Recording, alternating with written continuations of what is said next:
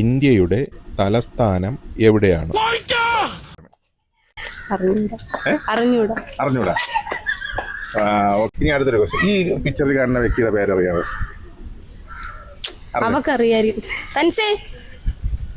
മുറിവേറ്റ സിംഹത്തിന്റെ ശ്വാസം ഗർജനത്തെക്കാൾ ഭയങ്കരമായിരുന്നു. ഇന്ത്യയുടെ തലസ്ഥാനം എവിടെയാണ്?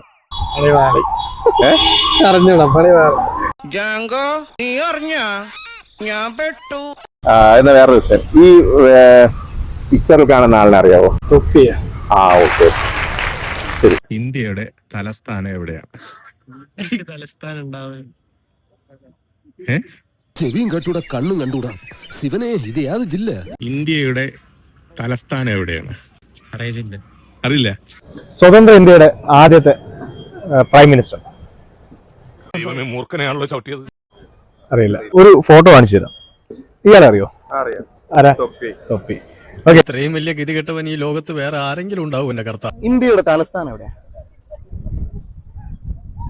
ദൈവമേ, കേരളത്തിന്റെ തലസ്ഥാനം ഏതാ? കേരളത്തിന്റെ തലസ്ഥാനം അപ്പൊ ഇന്ത്യയുടെ ഏതായിരിക്കും? ടെൻഷൻ അടിപ്പിക്കണം. ദൈവമേ, താങ്ക് യു. നമ്മുടെ രാജ്യം ഏതാ? ഇന്ത്യയുടെ തലസ്ഥാനം അറിയോ? ഇന്ത്യയുടെ തലസ്ഥാനം എങ്ങനെ ഇരിക്കണം?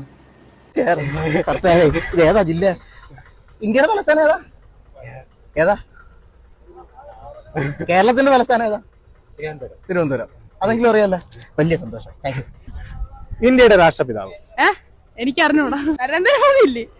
അയ്യോ, നമുക്ക് ഇതൊന്നും അറിഞ്ഞൂടാ. ഇന്ത്യയുടെ രാഷ്ട്രപിതാവ്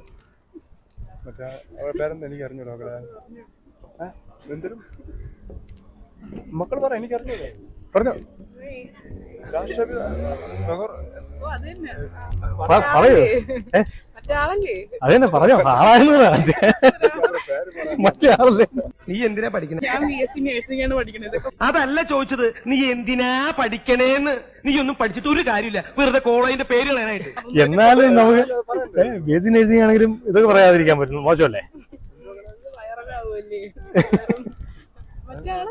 മറ്റേ ആളെന്ന് ആളുടെ പേര് ചോദിച്ചേ. പറഞ്ഞോ, പേര് പറഞ്ഞോ. പോട്ടെ, ഇനി പോരട്ടെ.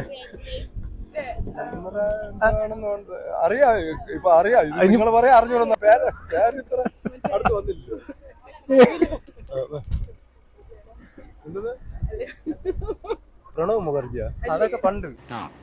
എങ്ങനെ ഇരിക്കണം? ഓക്കേടാ, താങ്ക് യു. എന്നാലും സിമ്പിൾ ക്വസ്റ്റ്യൻ ചോദിക്കാം. ഇന്ത്യക്ക് സ്വാതന്ത്ര്യം കിട്ടിയ ദിവസം അതറിയത്തില്ലേ? Bye bye, Tata. നിങ്ങൾക്ക് ഈ ചോദ്യത്തിന്റെ ഉത്തരം അറിയാമെങ്കിൽ കമന്റ് ബോക്സിൽ കമന്റ് ചെയ്യുക. ഇനി വലിയ ചോദ്യങ്ങളില്ല, ചെറിയ ചോദ്യങ്ങൾ മാത്രം.